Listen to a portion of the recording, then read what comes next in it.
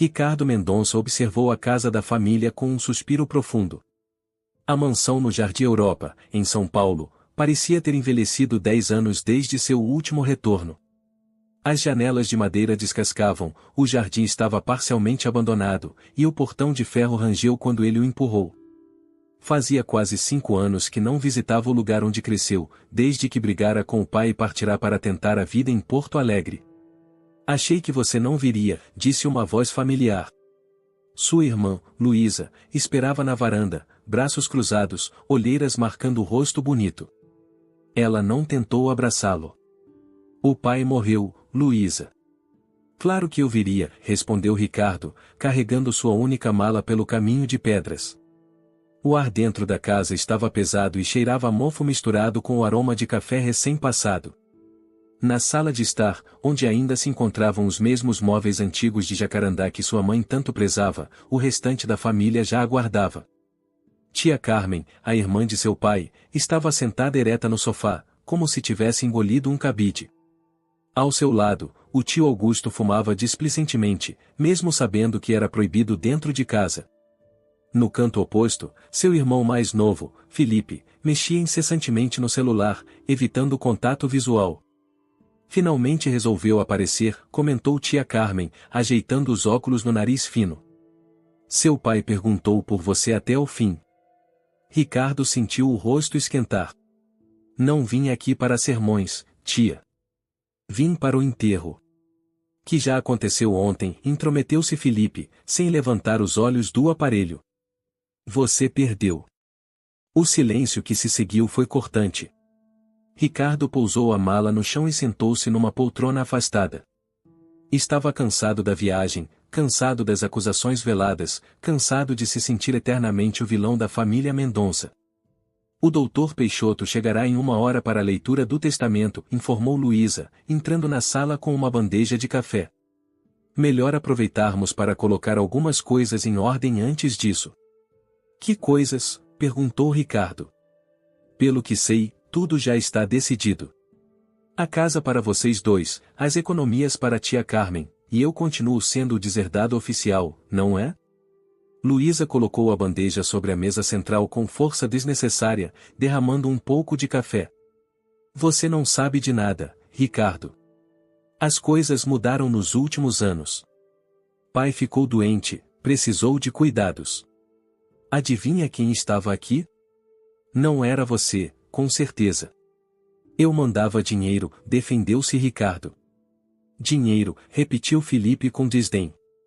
Como se fosse só disso que ele precisasse. Ricardo sentiu a velha raiva borbulhar. Sempre foi assim, desde que a mãe morrera, há 15 anos. Ele, o filho mais velho, questionador, rebelde, nunca conseguia agradar ao patriarca autoritário. Luísa, a do meio, era pacificadora, sempre tentando manter a família unida. E Felipe, o caçula, o favorito, que nunca precisou lutar por nada. O advogado chegou pontualmente. Doutor Peixoto era um senhor de seus 70 anos, calvo e com um bigode bem aparado. Conhecia a família Mendonça há décadas e tratava Eduardo, o pai falecido, como um amigo próximo. Meus sentimentos, disse ele, apertando a mão de cada um. Quando chegou a Ricardo, acrescentou, seu pai ficaria feliz em saber que você veio. Ricardo apenas assentiu, desconfortável com a mentira educada. Sabia que o pai provavelmente teria uma última palavra ácida para ele, mesmo do túmulo. Doutor Peixoto sentou-se e abriu sua pasta de couro surrada. Ajustou os óculos e pigarreou, preparando-se para o momento solene. Estamos aqui para a leitura do testamento e últimas vontades de Eduardo Paulo Mendonça, começou ele formalmente. O documento foi revisado e assinado há apenas 3 meses, estando em plena validade legal. Ricardo notou o olhar de triunfo que Felipe lançou em sua direção. Provavelmente o caçula tinha convencido o pai a deixá-lo completamente de fora nessa revisão final. Antes de iniciar a leitura formal, continuou o advogado, Eduardo pediu que eu entregasse esta carta a todos vocês. Da pasta, Dr. Peixoto retirou um envelope selado, com a caligrafia inconfundível do patriarca. Entregou a Luísa, que o abriu com mãos ligeiramente trêmulas. Aos meus filhos e à minha irmã, ela começou a ler. Se estão lendo isto, é porque finalmente encontrei meu descanso. Não sou homem de sentimentalismos, como bem sabem, mas na proximidade do fim, percebemos a importância de certos assuntos inacabados. Luísa fez uma pausa, respirou fundo e continuou: nossa família foi marcada por silêncios e ressentimentos por tempo demais. Há verdades que mantive guardadas, acreditando proteger vocês. Hoje sei que esse foi meu maior erro. Ricardo franziu o senho. Essa não parecia a voz do pai autoritário que conhecia. O conteúdo deste testamento pode surpreender a todos.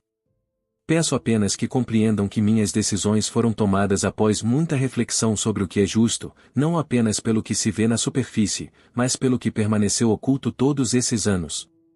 A tensão na sala era palpável. Tia Carmen apertava um lenço entre os dedos, e até mesmo Felipe havia guardado o celular.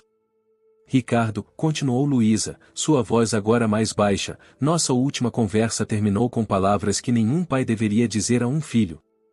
Espero que o que deixo aqui seja o início de uma reparação, ainda que tardia. Ricardo sentiu um nó na garganta. Aquelas palavras não faziam sentido. O pai nunca demonstrara arrependimento, nunca cedera em seus julgamentos severos. A todos vocês, deixo não apenas bens materiais, mas a chance de finalmente conhecerem a verdade completa sobre nossa família. Está tudo documentado no baú vermelho no meu escritório, ao qual apenas Dr. Peixoto possui a chave. O silêncio que se seguiu foi quebrado apenas pelo som da chuva que começava a tamborilar contra as janelas, como se o próprio céu respondesse à tensão daquele momento. Dr. Peixoto removeu uma pequena chave dourada do bolso do paletó e a entregou a Luísa. Seu pai pediu que a chave fosse entregue a você após a leitura da carta, explicou ele. O baú está no escritório, como mencionado. Os irmãos trocaram olhares confusos. Felipe foi o primeiro a se manifestar. E que história é essa? Que verdade! O pai nunca mencionou nada disso.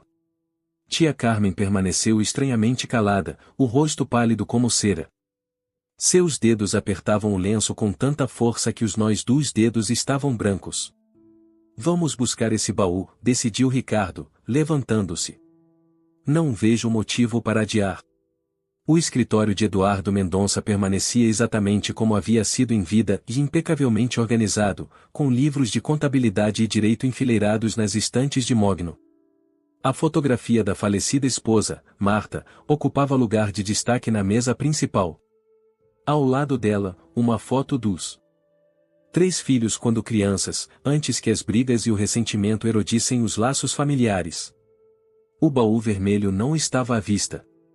Luísa procurou no armário, Ricardo verificou embaixo da mesa, e Felipe examinou a estante. Foi tia Carmen, que os havia seguido silenciosamente, quem apontou para o quadro da família que pendia na parede oposta. Atrás daquele quadro, disse ela com voz trêmula. Seu pai mandou instalar um cofre quando vocês eram pequenos. Ricardo ergueu uma sobrancelha. Como sabe disso, tia? Ela desviou o olhar. Somos irmãos. Ele me contava algumas coisas. Felipe retirou o quadro, revelando um pequeno cofre embutido. Não havia teclado numérico, apenas uma fechadura. Luísa inseriu a chave que receberá do advogado, e a porta se abriu com um clique suave. Dentro havia um baú de madeira envernizada, menor que uma caixa de sapatos, com detalhes em metal vermelho escuro. Luísa o retirou cuidadosamente e o colocou sobre a mesa do pai. Todos se reuniram em volta, inclusive Dr. Peixoto, que observava com a solenidade de quem já conhecia o conteúdo. Abra logo, pressionou Felipe, impaciente. Luísa usou novamente a chave, e a tampa do baú se ergueu.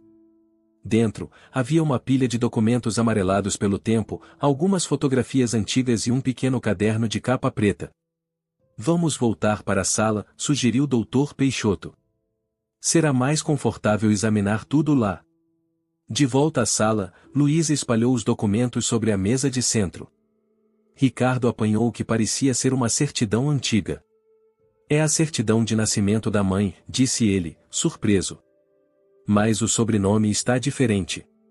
Como assim? Perguntou Felipe, inclinando-se para ver. Marta Silva Oliveira, leu Ricardo. Não era Marta Peixoto Oliveira? Peixoto era o sobrenome de solteira dela, afirmou Felipe, como se explicasse algo óbvio. Não, interrompeu tia Carmen, sua voz surpreendentemente firme. Não era.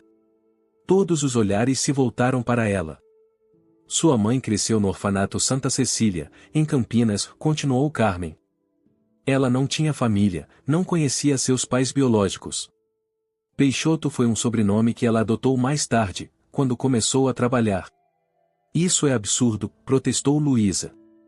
Por que ela mentiria sobre isso? E por que você nunca nos contou? Porque ninguém nos contou nada, acrescentou Ricardo. Carmen suspirou profundamente. Sua mãe tinha vergonha de seu passado. Naquela época, ser órfã carregava um estigma, principalmente nos círculos sociais que seu pai frequentava. Quando se conheceram, ela já usava o sobrenome Peixoto há anos. Eduardo descobriu a verdade apenas depois do casamento. Felipe pegou uma das fotografias. Era uma jovem de cerca de 20 anos, cabelos castanhos presos em um rabo de cavalo simples, usando um uniforme de enfermeira. É a mãe, disse ele, pasmo. Nunca vi essa foto. Foi tirada quando ela trabalhava no Hospital das Clínicas, explicou Carmen. Foi lá que conheceu seu pai, quando ele sofreu um acidente de carro. Ricardo folheava outros documentos, cada vez mais confuso. Aqui tem uma transferência de propriedade e da fazenda em Itu para o nome do pai. A data é de 1989. Um ano antes de eu nascer, observou Luísa. A fazenda não era do vovô, questionou Felipe. Doutor Peixoto pigarreou. Acredito que seja hora de proceder com a leitura formal do testamento. Isso responderá a muitas dessas perguntas. O advogado retirou um documento grosso de sua pasta e ajustou os óculos novamente. Eu, Eduardo Paulo Mendonça, em pleno gozo de minhas faculdades mentais, estabeleço aqui minha última vontade. Após anos de reflexão e com a proximidade da morte, é hora de reparar injustiças que cometi, algumas por orgulho, outras por medo. Ricardo e seus irmãos escutavam em silêncio absoluto. Primeiramente, deixo a casa no Jardim Europa para meus 3 filhos, em partes iguais. O imóvel está completamente quitado e livre de quaisquer ônus. Um murmúrio de surpresa percorreu a sala. Ricardo não esperava ser incluído. A fazenda em Itu, registro em matrícula 45.872, deve ser devolvida à família Peixoto, seus legítimos donos. Esta propriedade nunca me pertenceu por direito, mas foi transferida a mim através de meios que não me orgulho. Que família Peixoto? Não entendo, interrompeu Luísa. Doutor Peixoto levantou uma mão, pedindo paciência. A história completa está documentada no caderno preto que deixei no baú. Em resumo, quando conheci Marta, ela trabalhava para a família Peixoto como enfermeira particular do patriarca, Antônio Peixoto, que sofria de uma doença terminal. Quando ele faleceu, Marta adotou o sobrenome da família, com a bênção da viúva, que a tratava como filha. Ricardo pegou o caderno mencionado. Era um diário com a caligrafia de seu pai. Enquanto o advogado continuava lendo, ele folheou algumas páginas. Meu Deus, murmurou Ricardo, chamando a atenção de todos. Vocês precisam ouvir isso. Ele começou a ler um trecho, em janeiro de 1988. Fui descuidado. A gravidez de Marta não estava nos planos. Antônio Filho está furioso, ameaçou denunciar o relacionamento ao conselho do hospital. Se isso acontecer, Marta perderá o emprego e eu, minha reputação. Preciso agir rápido. Do que ele está falando? Perguntou Felipe, confuso. Ricardo continuou lendo, de março de 1988. O plano funcionou. Antônio Filho assinou a transferência da fazenda para evitar que eu revelasse os desvios financeiros que descobri nas empresas Peixoto. Marta não sabe nada sobre isso. Acredita que estamos juntos por amor, e que a hostilidade da família dela se deve apenas ao preconceito social. Um silêncio pesado caiu sobre a sala. Luísa cobriu a boca com as mãos. Felipe parecia atordoado. Nosso pai e chantageou a família da mãe? Luísa finalmente verbalizou o que todos pensavam. Não há justificativa para minhas ações, continuou o Dr. Peixoto lendo o testamento. Mas em minha defesa, posso dizer que acabei me apaixonando verdadeiramente por Marta. Nossos filhos foram a melhor parte da minha vida, apesar de todos os erros que cometi como pai. A verdade é que vivi assombrado pelo medo de que descobrissem como obtive minha fortuna inicial. Ricardo sentiu um misto de raiva e tristeza. Tantas brigas, tanto julgamento por parte do pai sobre suas escolhas éticas no trabalho, enquanto o próprio Eduardo construíra sua riqueza com base em chantagem. Além disso, prosseguiu o advogado, deixo para meu filho Ricardo as ações da construtora Mendonça, atualmente sob administração judicial. Sei que ele tem a integridade necessária para reconstruir a empresa de maneira honesta, algo que eu não tive coragem de fazer. Ricardo quase deixou cair o diário que segurava. A construtora, empresa que o pai fundara após se casar com sua mãe, havia sido seu orgulho por décadas. A construtora, repetiu. Ricardo, incrédulo. Mas ela está praticamente falida depois daquele escândalo de licitação. Nem tanto, interveio o Dr. Peixoto. As investigações foram concluídas há 1 ano. A empresa foi inocentada das principais acusações de fraude, embora tenha havido multas por irregularidades administrativas. O valor das ações deve se recuperar consideravelmente quando isso se tornar público. E por que ninguém me contou isso? Questionou Felipe. Eu trabalho na empresa desde que me formei. Seu pai pediu sigilo absoluto durante as investigações, explicou o advogado. Ele temia que qualquer vazamento pudesse prejudicar o processo. Ricardo abriu outra página do diário e continuou lendo em voz alta, setembro de 1994. Ricardo fez 10 anos hoje. Ele tem os olhos determinados de Marta, a mesma teimosia. Temo pelo futuro dele quando penso na revelação que um dia terá que acontecer. Como explicar a uma criança que seu pai construiu uma vida sobre mentiras? Tia Carmen finalmente falou, sua voz quase um sussurro, Eduardo sempre carregou essa culpa. No fundo, ele admirava sua retidão, Ricardo. A briga de vocês aconteceu porque você tocou em uma ferida aberta quando questionou a origem do dinheiro da família. Então eu estava certo, murmurou Ricardo, lembrando-se da discussão violenta que tivera com o pai 5 anos antes. Na época, trabalhava na construtora e havia encontrado discrepâncias nas contas de uma grande obra pública. Quando confrontou o pai, Eduardo reagiu com fúria desproporcional, acusando-o de ingratidão e deslealdade. Deixo para minha filha, Luísa, continuou o Dr. Peixoto com a leitura, o apartamento na Avenida Paulista e a administração do Instituto Marta Mendonça, juntamente com o fundo de manutenção no valor de 5 milhões de reais.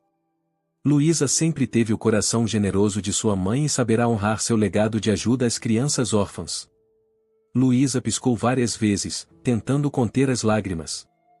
O Instituto, fundado pelo pai após a morte da mãe, oferecia apoio educacional a crianças em situação de vulnerabilidade.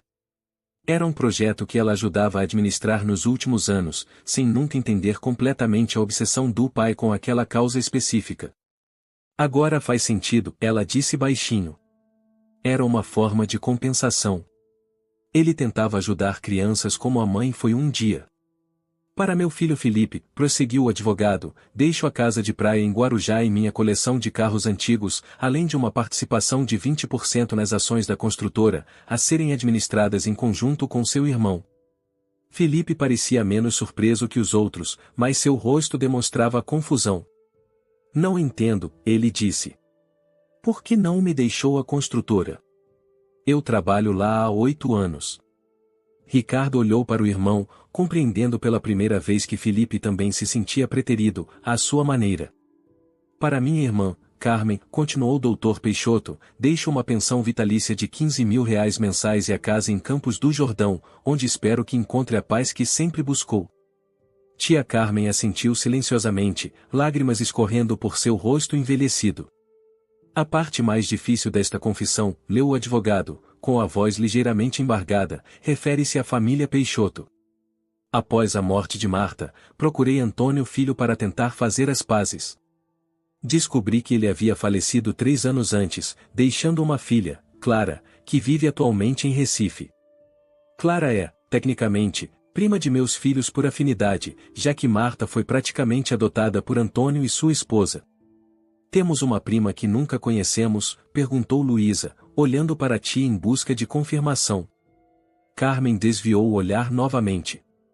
Conheci Clara uma vez, quando seu pai tentou se reaproximar da família Peixoto. Ela é uns 10 anos mais velha que você, Ricardo.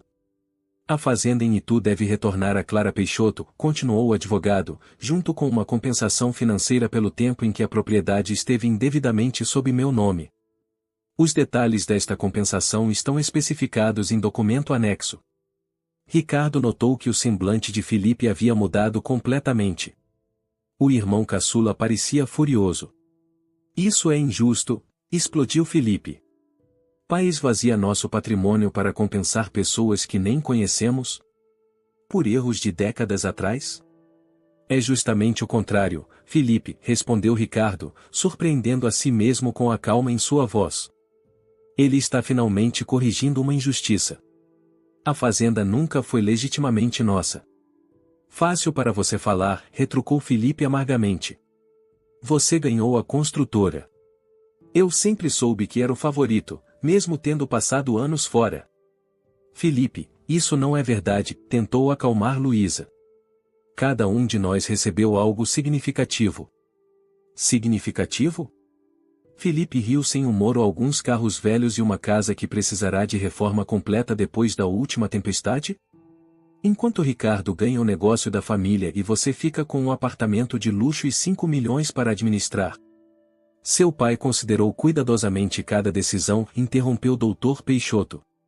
Há um adendo explicando suas escolhas. O advogado virou a página e continuou, vá Ricardo, deixo a construtora por saber que ele tem a integridade que me faltou. A Luísa, o instituto, pois ela tem a compaixão que Marta demonstrava. A Felipe, deixo os bens que mais prezei em vida, de minha coleção de carros e a casa onde passamos nossos momentos mais felizes como família, além da participação na construtora, para que trabalhe ao lado do irmão, unindo o talento comercial dele à integridade de Ricardo. Felipe balançou a cabeça, não convencido. Bonitas palavras para uma divisão injusta. Ricardo sentiu uma pontada de culpa. Era verdade que Felipe havia ficado ao lado do pai durante todos esses anos, enquanto ele próprio havia partido. Mas também era verdade que o caçula sempre fora poupado dos aspectos mais difíceis dos negócios familiares. Sei que parece injusto agora, disse Ricardo, tentando um tom conciliador que não era natural para ele. Mas talvez seja uma chance de recomeçarmos. De fazermos as coisas de maneira diferente. Diferente como? Perguntou Felipe, ainda na defensiva. Trabalhando juntos, sugeriu Ricardo. Sem segredos, sem jogos de poder. A construtora pode ser reconstruída de forma honesta, como o pai queria. Como se você soubesse algo sobre construção, zombou Felipe. Você passou os últimos 5 anos vendendo software em Porto Alegre. Mas entendo de gestão e ética empresarial, rebateu Ricardo. Coisas que a construtora precisará para recuperar sua reputação. Luísa interveio, assumindo seu costumeiro papel de pacificadora. Vocês percebem o que está acontecendo? Estamos repetindo o mesmo padrão. Brigando por herança, por quem tem razão, em vez de nos unirmos. Como família. Seu comentário trouxe um silêncio reflexivo à sala. Ricardo olhou para o retrato de família sobre a lareira, e ele, Luísa e Felipe ainda crianças, ladeados pelos pais. Sua mãe sorria aquele sorriso calmo que ele mal conseguia recordar. Seu pai, sério como sempre, tinha uma mão protetora sobre o ombro de cada filho. Luísa tem razão, disse finalmente. Não podemos deixar que os erros do passado definam nosso futuro. Fácil falar, murmurou Felipe, mas seu tom já não era tão combativo. Tia Carmen levantou-se lentamente. Há algo mais que vocês precisam saber. Algo que nem mesmo Eduardo sabia completamente. Todos os olhares se voltaram para ela. Marta não era totalmente órfã como pensávamos, continuou a tia. Ela foi abandonada pela mãe biológica, uma funcionária da fazenda dos Peixoto. A família a acolheu não apenas por bondade, mas porque havia rumores de que Antônio Peixoto era seu pai biológico. A revelação caiu como uma bomba na sala já tensa. Luísa ofegou. Felipe deixou-se cair pesadamente no sofá. Ricardo ficou imóvel, tentando processar a informação. Isso significaria que... Começou Ricardo. Que Antônio Filho era meio-irmão de sua mãe, completou Carmen. E que a tal Clara é, de fato, prima de vocês por sangue. Por que nunca nos contou isso? Perguntou Luísa, perplexa. Sua mãe me pediu para guardar segredo, respondeu Carmen. Ela nunca teve certeza absoluta, pois Antônio pai negava a paternidade. Mas esse foi o real motivo da hostilidade quando ela se apaixonou por Eduardo, e não era apenas preconceito social. Doutor Peixoto pigarreou, parecendo desconfortável. Isso adiciona uma camada de complexidade à situação. Mas não altera os termos legais do testamento. Ricardo passou a mão pelos cabelos, tentando assimilar tantas revelações. Precisamos encontrar essa prima, Clara. Ela merece saber o que aconteceu. E nós merecemos conhecê-la. Eu tenho o contato dela, admitiu Carmen. Mantivemos correspondência ocasional ao longo dos anos. Ela tem 2 filhos, um pouco mais novos que vocês. Felipe, que estivera quieto por algum tempo, finalmente falou: família é complicado, não é? Quando pensamos que entendemos tudo, descobrimos que não sabíamos nada. Talvez esse seja o verdadeiro legado do pai, refletiu Luísa. Não os bens materiais, mas esta chance de descobrirmos quem realmente somos, de onde viemos. E talvez, mais importante, quem queremos ser daqui para frente. Ricardo estendeu a mão para o irmão, em um gesto que não fazia há anos. Após um momento de hesitação, Felipe a aceitou. A segunda chance, disse Ricardo. Para todos nós. O café no bairro do Recife Antigo tinha vistas privilegiadas para o rio Capibaribe. Ricardo chegou primeiro, escolhendo uma mesa na varanda que permitia observar o fluxo constante de turistas e moradores locais. Seus olhos examinavam cada rosto que passava, tentando imaginar como seria Clara Peixoto.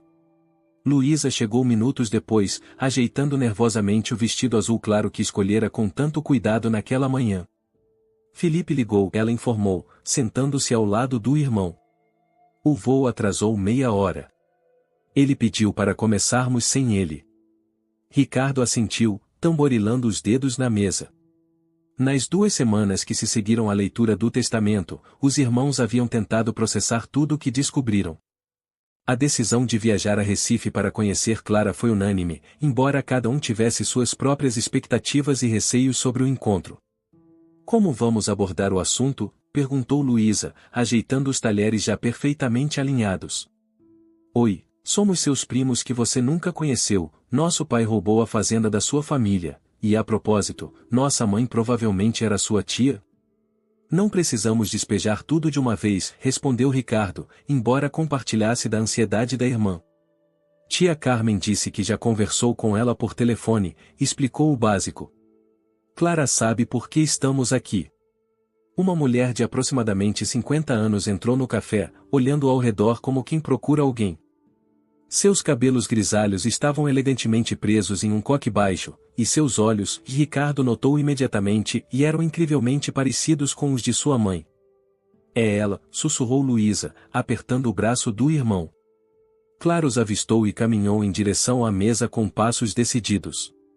Havia uma dignidade em seu porte que lembrava vagamente a postura sempre ereta de tia Carmen. Ricardo e Luísa levantaram-se para cumprimentá-la. Clara Peixoto, ela se apresentou, estendendo a mão primeiro para Ricardo, depois para Luísa. Ou Clara Peixoto Mendonça, se o que Carmen me contou for verdade. Havia uma franqueza desarmante em suas palavras que os pegou de surpresa. Depois das apresentações formais, Clara sentou-se de frente para os primos recém-descobertos. Pedi um café para nós 3, disse Ricardo, quebrando o silêncio inicial. Espero que não se importe. Está ótimo, respondeu Clara, estudando os rostos à sua frente. Vocês sabem, eu sempre soube que havia algo estranho na história da transferência daquela fazenda. Meu pai nunca falou abertamente sobre isso, mas em seus últimos anos, quando a doença o enfraqueceu, ele mencionava o nome da sua família com amargura. Luísa pigarreou, desconfortável. Lamentamos muito pelo que nosso pai fez. Não tínhamos ideia até 2 semanas atrás. Não estou aqui para cobrar culpas de vocês, assegurou Clara, seu sotaque nordestino suavizando as palavras. A vida é curta demais para carregar ressentimentos que não são nossos. Meu pai tomou suas decisões, assim como o de vocês. O garçom trouxe os cafés e um prato de tapiocas recheadas, especialidade local. Por alguns momentos, eles se ocuparam com a comida, um alívio temporário da intensidade emocional do encontro. Tia Carmen mencionou que você tem filhos, comentou Luísa, tentando levar a conversa para um terreno mais leve. Clara sorriu, pela primeira vez desde que chegará. 2. Rafael tem 28 anos, é arquiteto. Trabalha em São Paulo, ironicamente. E Beatriz, 25, está terminando a residência médica em Fortaleza. Então temos mais primos que não conhecemos, observou Luísa, retribuindo o sorriso. Eles sabem sobre vocês, confirmou Clara. Rafael ficou especialmente interessado. Sempre foi fascinado pela história da fazenda. Pretendemos devolvê-la, afirmou Ricardo sem rodeios. O testamento de nosso pai é claro quanto a isso. A propriedade pertence legitimamente à sua família. Clara estudou Ricardo por um momento. Você se parece com sua mãe, sabia? Não fisicamente, mas há algo na maneira como fala e direto, sem meias palavras. Você conheceu nossa mãe? Perguntou Luísa, inclinando-se para a frente. Brevemente, respondeu Clara. Eu tinha uns 15 anos quando ela veio visitar meu pai na fazenda. Foi antes dela se casar com Eduardo. Lembro que a achei bonita e gentil, apesar do visível desconforto de todos os adultos presentes. Nesse momento, Felipe entrou no café, localizando-os rapidamente. Ele parecia cansado da viagem, mas havia um brilho de curiosidade em seus olhos enquanto se aproximava. Depois das apresentações, ele se juntou à mesa, pedindo desculpas pelo atraso. Estava contando que conheci brevemente Marta, explicou Clara para o recém-chegado. Foi um encontro breve, mas marcante. Anos depois, quando meu pai estava doente, ele me chamou para confessar algo. Disse que Marta provavelmente era sua meia-irmã, filha de meu avô com uma empregada da fazenda. E você acreditou? Perguntou Felipe. Na época, achei que fosse o delírio de um homem doente, admitiu Clara. Mas depois, analisando certas situações, comportamentos, a maneira como meu avô sempre se interessava pelo bem-estar de Marta mesmo à distância, e comecei a suspeitar que poderia ser verdade. Um silêncio pensativo caiu sobre a mesa. O rio Capibaribe continuava seu curso constante pela cidade, indiferente aos dramas humanos que se desenrolavam em suas margens.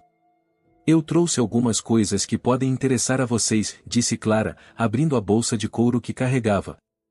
Dela retirou um envelope marrom, do qual extraiu algumas fotografias antigas. Esta é a fazenda nos anos 70, quando meu avô ainda estava vivo. E aqui, ela indicou uma jovem adolescente auxiliando uma senhora idosa, acredito que seja Marta, quando começou a trabalhar para minha avó. Luísa pegou a fotografia com cuidado, como se segurasse uma relíquia. Nossa mãe morreu quando eu tinha apenas 12 anos. Tenho poucas lembranças dela. Guardem estas fotos, ofereceu Clara. Tenho cópias em casa. Obrigado, disse Ricardo, genuinamente tocado pelo gesto. Sobre a fazenda, continuou Clara, seu tom mudando para algo mais prático. Aprecio muito a intenção de vocês, mas preciso ser honesta. Não tenho interesse em possuí-la. Os 3 irmãos trocaram olhares surpresos. Como assim? Perguntou Felipe. É o patrimônio da sua família. Foi, um dia, corrigiu Clara. Agora é apenas uma propriedade rural que exigiria muito tempo e recursos para ser administrada adequadamente. Minha vida está aqui em Recife. Meus filhos construíram suas vidas em outras cidades. Nenhum de nós pretende voltar para o interior de São Paulo. O que sugere então? Indagou Ricardo. Clara tomou um gole de café antes de responder. Talvez possamos encontrar um meio-termo. Não quero a fazenda, mas acredito que deva ser usada para algo significativo, algo que honre tanto a memória de meu avô quanto a de Marta. O Instituto, disse Luísa subitamente.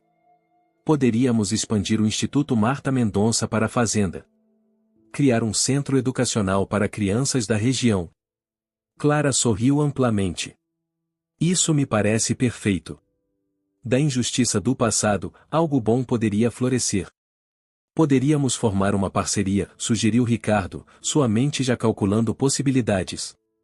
A construtora poderia realizar as adaptações necessárias na infraestrutura, o Instituto administraria os programas educacionais, e sua família teria participação permanente no conselho diretor. Felipe, que estivera observando mais do que falando, finalmente se manifestou. Conhecia a fazenda quando criança. Há um pomar enorme nos fundos da propriedade. Poderíamos desenvolver um programa de agricultura sustentável para os jovens. O entusiasmo era palpável agora. O desconforto inicial havia dado lugar a um senso de propósito compartilhado. Eles passaram a hora seguinte discutindo ideias, possibilidades, planos para o futuro. Quando finalmente se despediram, já não eram mais estranhos unidos por um passado doloroso, mas parceiros em um projeto promissor. No caminho de volta ao hotel, Ricardo comentou: é estranho pensar que foi preciso a morte do pai para que tudo isso acontecesse. Acho que no fundo era o que ele queria, respondeu Luísa. À sua maneira tortuosa, ele estava tentando consertar as coisas.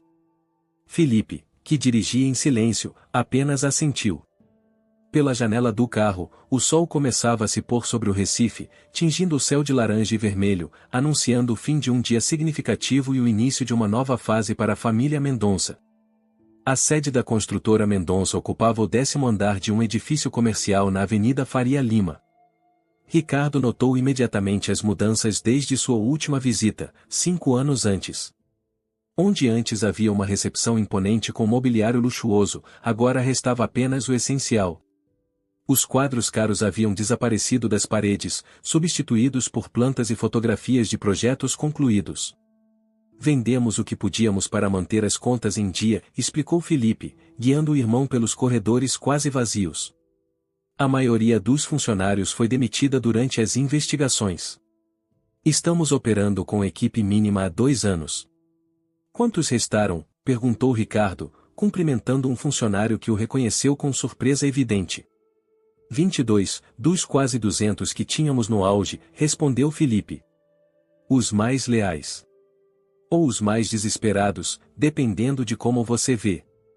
A sala de reuniões, pelo menos, permanecia como Ricardo lembrava, de ampla, com vista panorâmica para a cidade e uma longa mesa de vidro temperado. Sobre ela, Felipe espalhou várias pastas. Estes são os contratos ativos, explicou, indicando 2 pastas finas. E estes, apontou para uma pilha consideravelmente maior, são projetos cancelados durante o escândalo. Alguns clientes demonstraram interesse em retomar as conversas agora que fomos inocentados das principais acusações. Ricardo examinou rapidamente os documentos. E a parte financeira? Felipe hesitou antes de abrir a última pasta. Não vou mentir, estamos no vermelho. Temos recursos para mais 4 meses de operação, no máximo. Os empréstimos que pai fez para cobrir os custos legais consumiram nossas reservas. Entendo. Ricardo sentou-se, absorvendo a gravidade da situação. Não seria apenas questão de retomar projetos antigos. A construtora precisaria de uma reinvenção completa. Ainda acha que consegue salvar isso? Perguntou Felipe, um leve tom de desafio em sua voz. Ricardo sorriu, reconhecendo a provocação. Vamos descobrir juntos, não é? Foi o que combinamos. Nos dias que se seguiram, os irmãos dedicaram-se integralmente à tarefa de compreender a verdadeira situação da empresa. Ricardo mergulhou nas análises financeiras e legais, enquanto Felipe, com seu conhecimento operacional, mapeava os recursos humanos e técnicos disponíveis. As jornadas frequentemente avançavam pela noite, iluminadas pela luz fluorescente do escritório quase vazio. Uma semana depois, Luiz apareceu na construtora carregando sacolas de comida. Imaginei que vocês estariam pulando.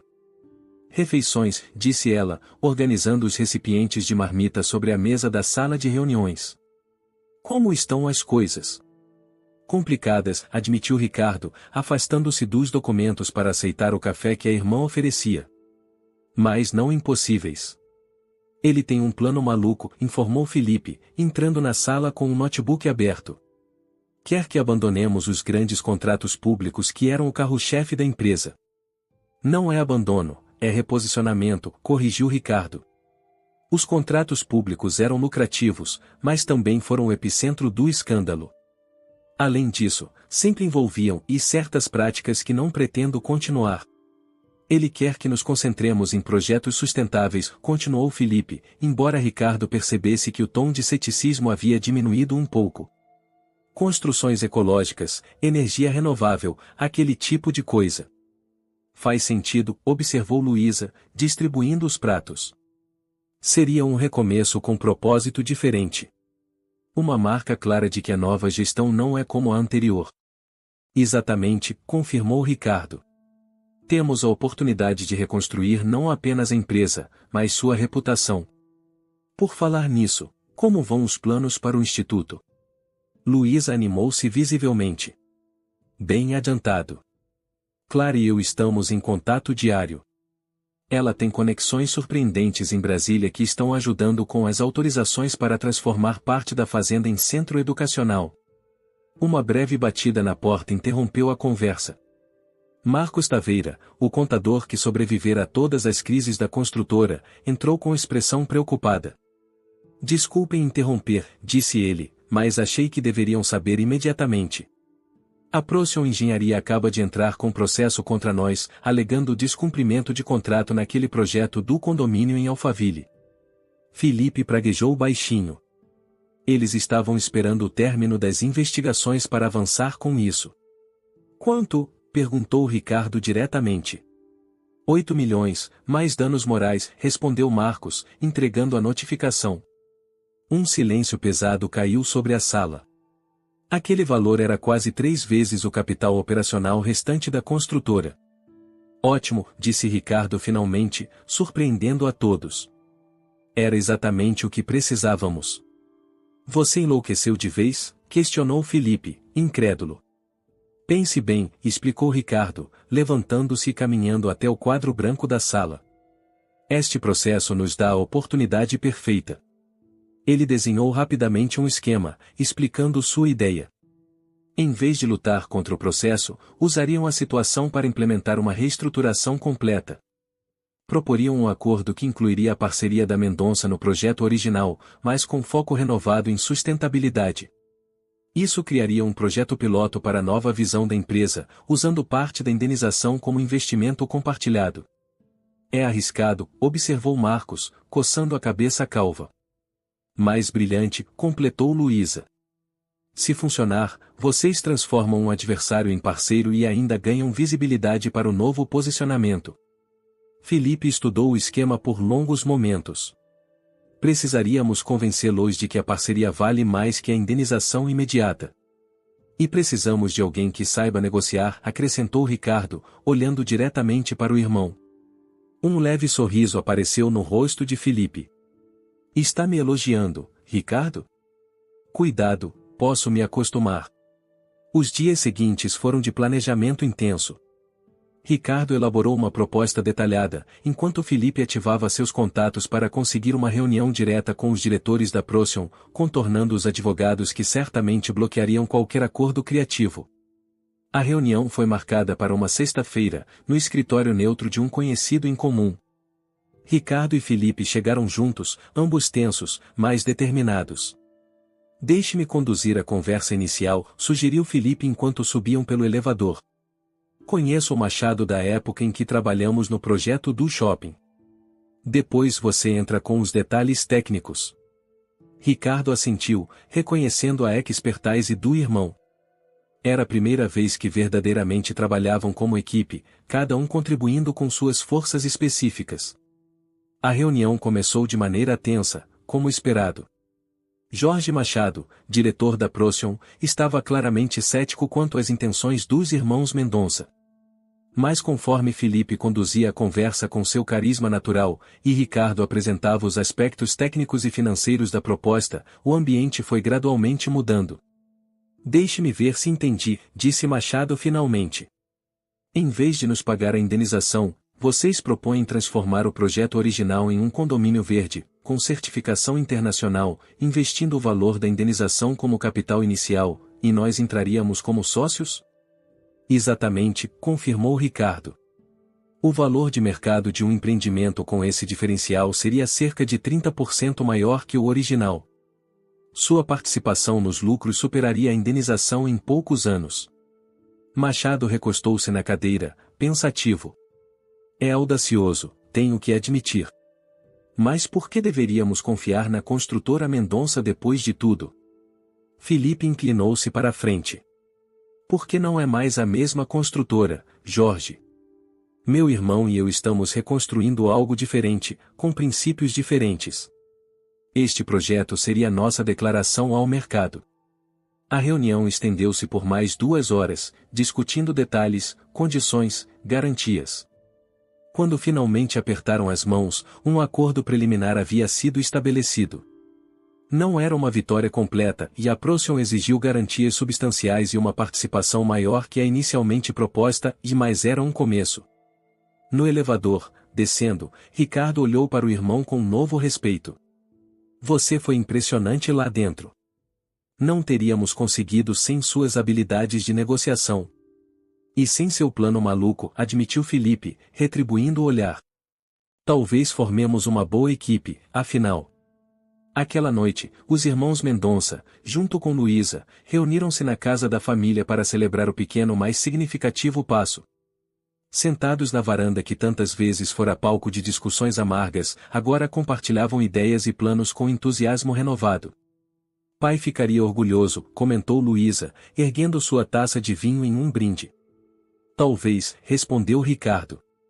Ou talvez estivesse apavorado com nossas ideias malucas. Acho que ele estaria aliviado, sugeriu Felipe, surpreendendo os irmãos. Aliviado por não carregarmos os mesmos fardos que ele. Ricardo contemplou o jardim parcialmente recuperado, onde Luísa havia começado a trabalhar nos finais de semana. Era uma metáfora apropriada para o que estavam tentando fazer e não restaurar exatamente o que existira antes, mas cultivar algo novo a partir das mesmas raízes. A construtora Mendonça 2.0, então, propôs ele, erguendo seu copo. E ao Instituto, acrescentou Luísa. E a nossa improvável parceria fraterna, completou Felipe com um sorriso genuíno. As taças tilintaram no silêncio agradável da noite paulistana, selando não apenas um acordo comercial, mas uma reconciliação familiar que parecia impossível apenas algumas semanas antes. O sol de março castigava a estrada de terra que conduzia à entrada da fazenda Peixoto. Luísa dirigia devagar, apreciando a paisagem do interior paulista que começava a se transformar com o início das obras. Já havia placas indicando o futuro Instituto Marta Mendonça e Centro de Educação Rural, e uma pequena equipe de operários trabalhava na restauração da casa principal. Está diferente do que me lembrava, comentou Felipe no banco do passageiro, observando as árvores centenárias que ladeavam o caminho. Parece, e mais vivo. Era uma criança quando veio aqui pela última vez, respondeu Luísa. As crianças tendem a ver as coisas maiores e mais impressionantes. Não é isso, insistiu ele. Mesmo nas fotos recentes que vi, o lugar parecia abandonado. Agora há um propósito aqui. Dá para sentir. Luísa sorriu, entendendo perfeitamente o que o irmão queria dizer. Nas últimas semanas, desde a parceria firmada com Clara, a fazenda havia começado a se transformar. O projeto do Instituto avançava rapidamente, com apoio surpreendente de diversos setores. Estacionaram próximo à casa principal, onde Clara já os aguardava, acompanhada de uma mulher jovem que Luísa não reconheceu imediatamente. Bem-vindos de volta, cumprimentou Clara, abraçando os primos. Quero apresentá-los à minha filha, Beatriz. Ela conseguiu uma folga da residência médica para vir conhecer o projeto. Beatriz Peixoto era uma jovem de olhos vivos e sorriso franco, que lembrava vagamente o retrato de sua bisavó que pendia na sala da casa principal. Finalmente conheço os famosos primos do Sul, brincou ela, abraçando Luísa e apertando a mão de Felipe. Mamãe não fala de outra coisa há semanas. Ricardo não pôde vir, perguntou Clara, notando a ausência do terceiro irmão. Está finalizando a papelada do acordo com a Procyon, explicou Felipe. Mas prometeu vir na próxima semana para a reunião com os engenheiros. O grupo caminhou pelos arredores da propriedade, com Clara explicando as mudanças planejadas. O antigo estábulo seria convertido em salas de aula, com tecnologia moderna mas preservando a estrutura original. Os campos que antes serviam apenas para pastagem agora abrigariam hortas comunitárias e áreas de aprendizado prático sobre agricultura sustentável. E aqui, disse Clara, indicando um pequeno sobrado próximo à casa principal, será o centro de memória. Estamos coletando fotografias e documentos para contar a história completa das famílias Peixoto e Mendonça, incluindo a trajetória de Marta. Luísa sentiu um nó na garganta. É perfeito. Seria exatamente o que ela gostaria. Beatriz, que caminhava ao lado de Felipe, comentou: mamãe disse que você tem interesse em agricultura sustentável. Estamos implementando alguns desses conceitos no novo projeto da construtora, confirmou ele. Na verdade, esperava poder conversar com o responsável técnico de vocês sobre possíveis parcerias. Clara sorriu discretamente, observando a interação entre sua filha e o primo recém-descoberto. Havia uma suavidade no comportamento habitualmente assertivo de Felipe que não passará despercebida. Após a visita às instalações, retornaram à casa principal para o almoço. A mesa na varanda dos fundos oferecia uma vista privilegiada dos campos que se estendiam até o horizonte, pontilhados por árvores frutíferas que sobreviveram ao período de abandono. Recebi notícias de Rafael ontem, comentou Clara enquanto serviam-se. Ele finalmente decidiu visitar a fazenda no próximo feriado. Seu filho arquiteto? Perguntou Luísa. Adoraria conhecê-lo. Estamos precisando de alguém com olhar técnico para os detalhes de preservação da estrutura original. Ele está animado com a ideia, confirmou Clara. Na verdade, pediu para trazer alguns colegas da Faculdade de Arquitetura. Aparentemente, um projeto de restauração com propósito social é exatamente o tipo de coisa que os professores valorizam. Seria ótimo ter esse apoio, concordou Luísa. Quanto mais mãos e mentes, melhor. Felipe, que estivera relativamente quieto, finalmente falou: fico pensando no que nossos avós diriam se pudessem ver isso. As famílias que eles separaram, reunidas décadas depois, trabalhando juntas. Acho que meu pai finalmente descansaria em paz, refletiu Clara. Ele carregou aquela mágoa por tanto tempo, sem nunca conseguir resolvê-la. No fim, quem está corrigindo as coisas somos nós, a geração seguinte. É como se um ciclo se fechasse, observou Beatriz. E outro completamente diferente começasse. Após o almoço, Clara insistiu para que Beatriz mostrasse a área do pomar a Felipe, que havia expressado interesse em conhecer melhor aquela parte da propriedade. Luísa permaneceu na varanda com a prima, observando os dois se afastarem pela trilha sombreada por mangueiras e jabuticabeiras. Eles parecem se dar bem, comentou Clara casualmente. Sim, notei, respondeu Luísa com um sorriso cúmplice. Felipe está diferente nas últimas semanas. Mais aberto, menos defensivo. Beatriz comentou que pretende se especializar em medicina rural quando terminar a residência, observou Clara. Quem sabe o instituto não acaba ganhando uma clínica comunitária também. Luísa riu suavemente. Estamos planejando muito à frente, não? A vida é curta demais para hesitações, respondeu Clara com sabedoria tranquila. Aprendi isso cuidando de meu pai em seus últimos dias. Agora, conte-me mais sobre como estão as coisas com a construtora. Ricardo e Felipe realmente estão conseguindo trabalhar juntos? Luísa relatou os desenvolvimentos recentes. A proposta para a Procyon fora apenas o início. Nos meses seguintes, os irmãos haviam estabelecido um novo direcionamento para a empresa, focado em construção sustentável e projetos de impacto social. As dívidas ainda eram um desafio, mas havia luz no fim do túnel. E você? perguntou Clara. Como está se adaptando à nova rotina? Luísa suspirou, olhando para os campos que se estenderiam em breve. É estranho, sabe? Por anos, minha vida girou em torno de tentar manter a família unida, principalmente depois que nossa mãe morreu. Ser a pacificadora, a mediadora. Agora, de repente, tenho meu próprio projeto, algo exclusivamente meu. E como se sente com isso? Assustada, admitiu Luísa. E completamente viva. No final da tarde, quando o sol começava a se inclinar para o oeste, pincelando o céu com tons de laranja e vermelho, Luísa e Felipe despediram-se da prima e sua filha, prometendo retornar em breve com Ricardo para a reunião com os engenheiros. No caminho de volta a São Paulo, Felipe permaneceu incomumente silencioso, olhando pela janela as paisagens que passavam rapidamente. Beatriz parece legal, comentou Luísa casualmente, quebrando o silêncio. Respondeu Felipe, ainda distraído. Depois de alguns momentos, acrescentou, ela me convidou para visitar o hospital onde trabalha em Fortaleza. Aparentemente, eles têm um projeto piloto de telemedicina para comunidades rurais que poderia ser adaptado para o instituto. E você vai? Perguntou Luísa, mantendo cuidadosamente o tom neutro. Talvez, respondeu ele, com um leve sorriso. Se conseguir conciliar com os compromissos da construtora. Tenho certeza que Ricardo entenderia, assegurou Luísa. Vocês dois têm trabalhado sem parar nos últimos meses. Felipe assentiu, voltando a olhar pela janela. É engraçado como as coisas acontecem, não é?